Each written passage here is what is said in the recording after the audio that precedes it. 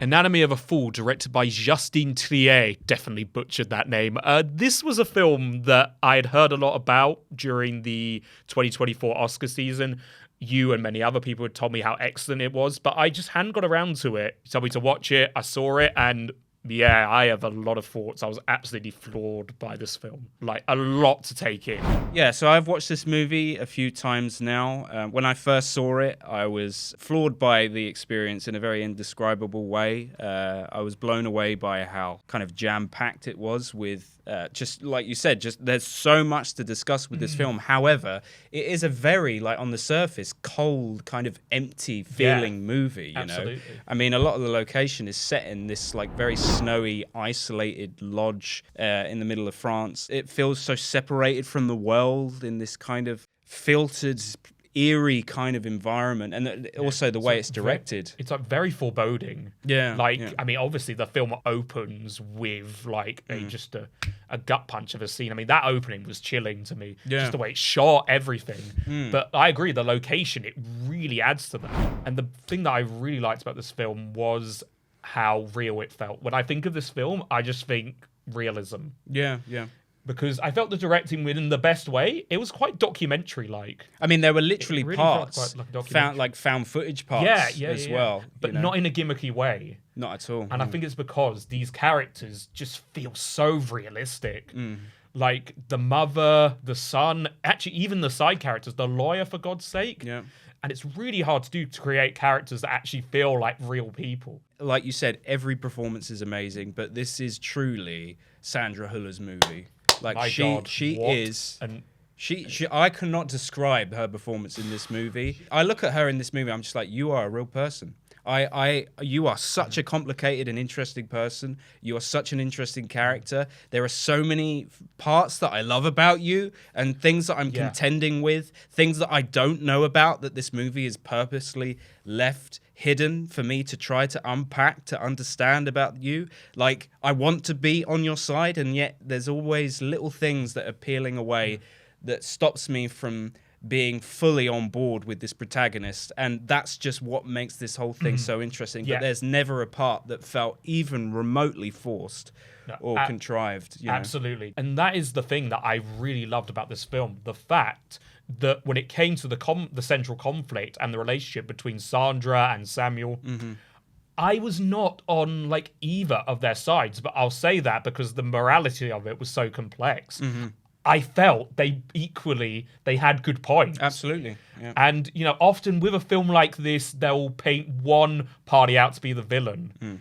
But the fact that this film, like, just completely, like, just didn't want to spoon feed you at all. It, like, lets you draw your own conclusions and presents these two just flawed people.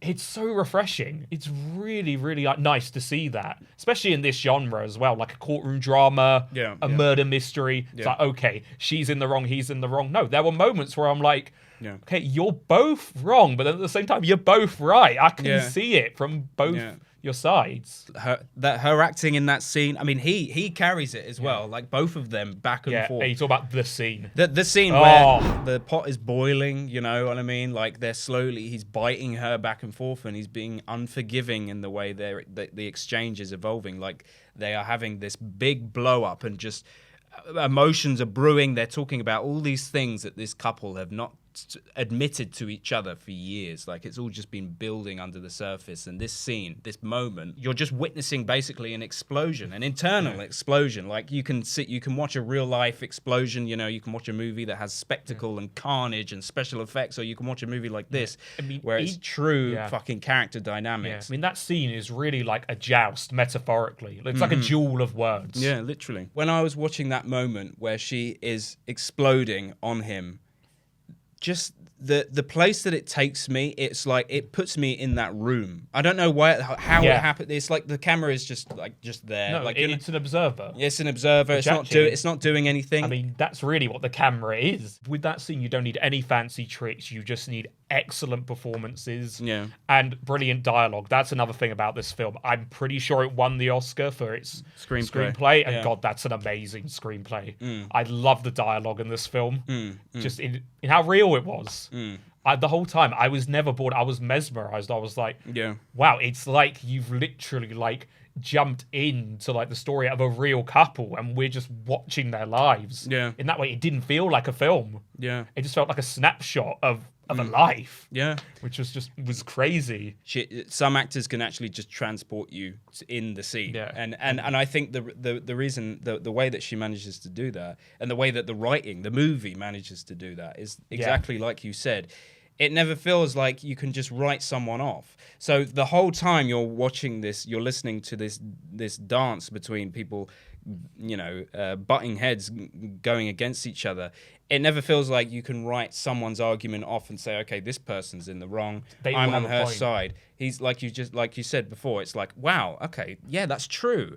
That's true, because maybe she is controlling his life. Like, I don't know this relationship. Like maybe he is the architect of his own demise, but at the same time, she's wrong for him. Yeah, they're both. Wonder. It makes you like consider. They're both so convincing in their perspective, and I think that truly is like the beauty of this film, in portraying every single person's perspective as valid as the other. Yeah. Absolutely. If that makes sense. And I also like how this film really dives into the idea of perception and what does the truth mean. Not just in a court of law, but just in life. Like how do we view each other? I don't know if you picked up on that, but I feel like that's a central theme of the film. Well, the whole movie is essentially about perception, because think about it, right? The way that the first scene is directed, there's no reason the movie couldn't have just shown what happened at the beginning. Did she push him out the window? Did she not? But it kept that from us. It is kind of weird the way his body just fell down and there was no blood, but maybe it was the snow. It's literally putting you in the seat of a juror. Yeah. Like, you are literally a member of the jury in this movie. You have no more information than the people sitting there in the jury. And another stand-up performance, aside from the dog, shout out to Snoop. Yeah. I don't know what his actual name was, but shout out to the dog. Great. Was the kid. Yeah. Because again, with these films, a child actor can make or break it. But this kid, again, felt so real. And a standout scene for me was when he's being questioned in the courthouse. Yeah. And for a film that isn't too flashy, just the camera work there, it's panning between, the judge, the prosecutor. Excellent, because I felt like for the moment we're really diving into the kid's mind. Because the kid is at the center of this.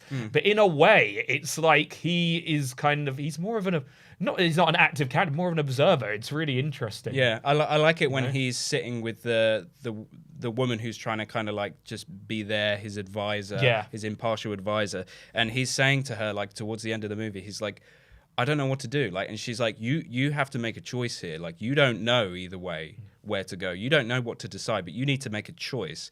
And he's like, well, what do you think? And she's like, I don't know. She's like, I don't know. I can't tell you. And he's like, just fucking help me. Yeah. But she has a perspective. Everyone has a perspective. How much does the prosecutor actually believe what he's saying? Yeah. And the danger. I think it also illustrates the danger of how easily people can use their words as weapons to as ammunition. Yeah. Just to strengthen their argument, to the family, which I just feel like is very just relevant in everyday life, in politics right now. Because our words are powerful. Words have meaning, words have consequences. And what a smart choice from the screenwriters to make it so that the closest witness to this whole situation is the kid who is blind, who was blinded by the father, and just the implications involved in that, and how much that accident that we never really saw, but we heard about it, vaguely as the story evolved, how much that played an integral part in the demise of that relationship. I mean, because really the child could be seen as the victim in some ways of this whole thing. But the fact that she's taken away his ability to see, literally and metaphorically, that really shifts his position within the story. Of course. Where instead of being, not that he's not an active character, but I guess within the case, it's more of he's a pawn. It's like, oh yeah, but what does the son think? But then knowing that he he can't give them the full picture, and still pushing him to, it's just fascinating. Yeah. And at the beginning where he's feeling through the room and he's saying, oh, I remember for definite, this is where I was at the time. And then he goes back on himself and he goes, oh, I made a mistake here. How reliable is this kid's perspective? And everyone's playing up to that. And that bit at the beginning where they're recreating the fight. And then it's oh, is this loud? Stop shouting. I thought that was another great moment to illustrate. Yeah, very documentary-like scene. Yeah, like just showing the procedural aspect of it.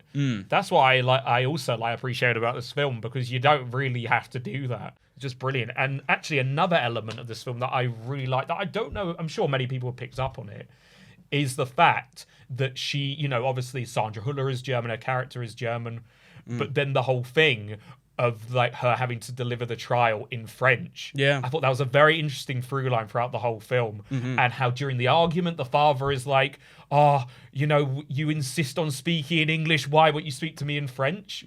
I felt like that was a really fascinating choice. But which is valid. But then she says, well, look at where we're living. We decided to live here because of you. Like we're all compromising here. And something that she says in court, which is true. Like she's been forced to kind of like, and you see her practicing at the beginning, like speaking. She's a strange. She's in a new country. Doesn't entirely speak the language. Yeah, it doesn't entirely speak the language. Yeah. How much is that compromising her position? And then at some point, after they bring in the therapist, who is clearly his whole perspective He's very is biased towards him. Yeah. And she stops and she switches English and she says, "Look, the prosecutor, the therapist, you're all painting out this picture as if you know what we were going through, and you have no idea. What you're talking about is just one piece of the story. And it's like, I was just watching that whole scene, I was just thinking, there's nothing about this movie that you could just kind of categorize and fit into a box. No. Every single thread of this movie you could just pick apart, and there's more and more to explore, because exactly like what the whole theme of this movie is, it is simply that.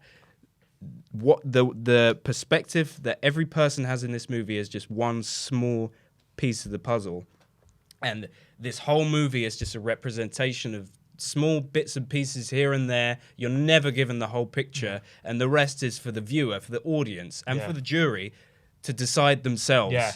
And that's what I appreciated about the ending, because on the surface, or in a lesser film, the ending would appear quite clear cut, like, okay, the father committed suicide. But I feel like there is enough interpretation for you to think, okay, what actually drove him to it? Would he have still done it had they not had the argument? Yeah. It's just open-ended enough. And I really like that. When she's like, in every way, like every couple is a chaos. When they say like, oh, it's just the chaotic nature of your relationship. It wasn't healthy, and she's like, yeah, like she's clearly a very tough character. Yeah, like, she's a tough person to be contending with in a relationship. But there was parts of me that was nodding my head with what she was saying. It's like, at some point, like you're not a victim of your choices that you make. How much does your partner have a moral duty, a moral responsibility for your actions?